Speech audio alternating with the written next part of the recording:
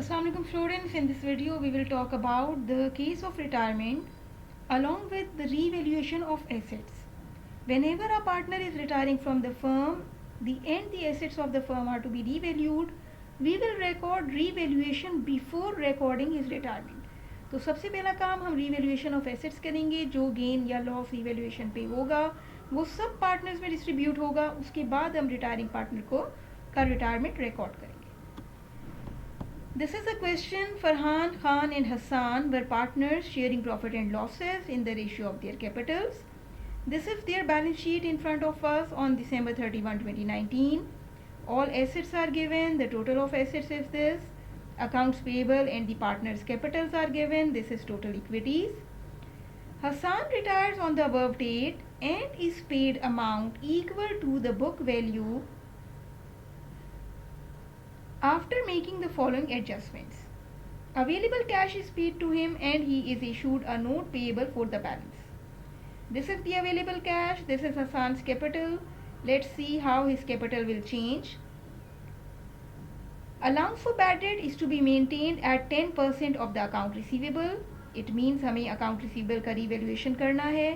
पहले कोई bad debts नहीं है. 10% से bad debts record करने हैं. Building is to be appreciated by 20%. Building depreciate नहीं हो रही, लैंड और बिल्डिंग अपनी वैल्यू में इंक्रीज हो रहा है 20% से, वो रिकॉर्ड करेंगे. Goodwill of the firm is to be valued at ₹2,10,000. We are required to give entries in the journal to give effect to the above and we have to prepare balance sheet after Hassan's retirement. तो सबसे पहला काम हमें ये जो adjustments करनी है. Allowance for bad debt is increasing. Revaluation of assets is taking place. Revaluation account by nature is an income account, and whenever we have gain on the assets revaluation, this account is credited. And whenever we have loss on the assets revaluation, this account is debited. By nature income account है. अगर account receivable के साथ bad debts link हो गए हैं, bad debts की creation करनी है, for the firm this is a loss. Therefore, revaluation account will be debited and allowances for bad debt account will be credited.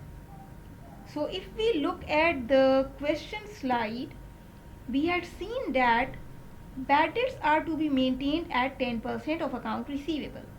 1,05,000 के account receivable थे, हमने उसे 10% इट मीन्स 10,500 पे रिकॉर्ड करना है. तो हमारे पास एंट्री बनी revaluation debit, allowances for bad debt credit. इसी तरह लैंड और बिल्डिंग अपनी वैल्यू में एप्रिशिएट हो रहा है, यानी बढ़ रहा है, इंक्रीज हो रहा है 20% से. जो लैंड और बिल्डिंग की वैल्यू है उसका 20% कैलकुलेट करें. लैंड और बिल्डिंग डेबिट और रिवैल्यूएशन क्रेडिट. क्योंकि इंक्रीज हो रहा है इसलिए एसेट डेबिट, और एसेट की वैल्यू इंक्रीज हो जाना हमारे लिए गेन है, इसलिए रीवैल्यूएशन क्रेडिट. ये दो अकाउंट्स थे जो हमने रीवैल्यू इन दो एसेट्स को किया. इन दोनों की रीवैल्यूएशन के बाद हम इसका ओवरऑल गेन या लॉस कैलकुलेट करेंगे और वो पार्टनर्स के कैपिटल में क्रेडिट करेंगे या डेबिट करेंगे अगर गेन है या लॉस. तो let's see the calculation for the revaluation gain overall. Overall revaluation gain if we look at the T account it is 42,000. कैसे आया ये हमारे पास? एक बार रीवैल्यूएशन डेबिट हुआ 10,500 से.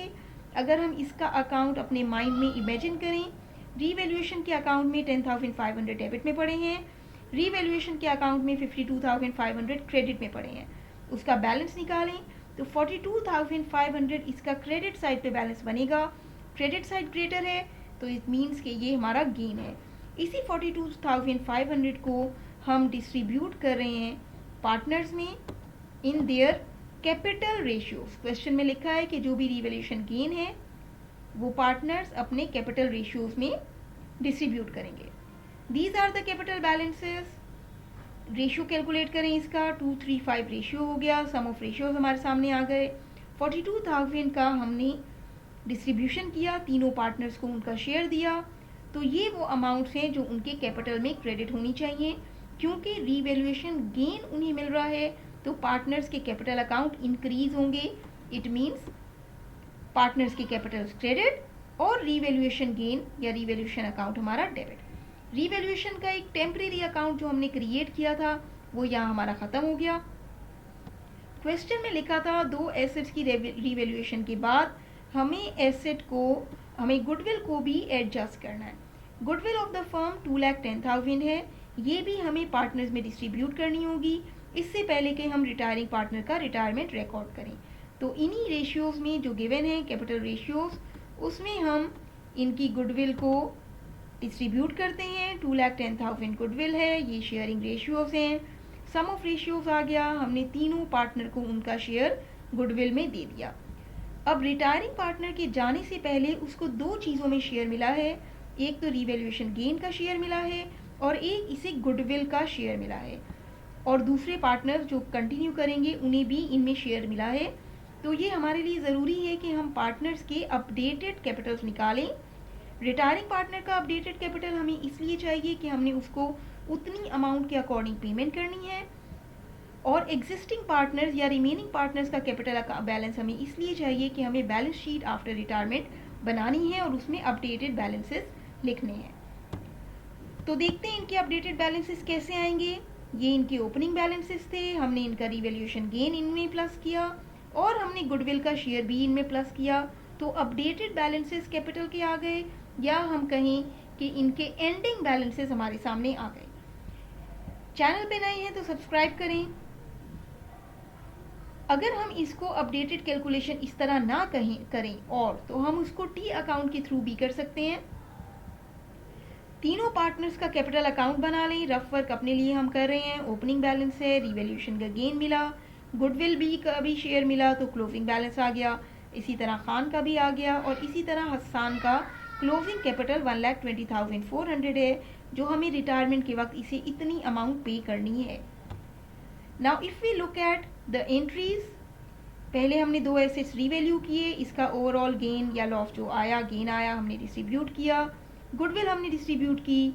अब हमारे पास क्वेश्चन में लिखा था कि जो भी पार्टनर का कैपिटल अकाउंट या बुक वैल्यू आएगी उसके अकॉर्डिंग हम उसे कैश पे कर दें जो अवेलेबल है, और अगर कुछ अमाउंट रह जाए तो उसके लिए हम उसको नोट पेएबल पे कर दें।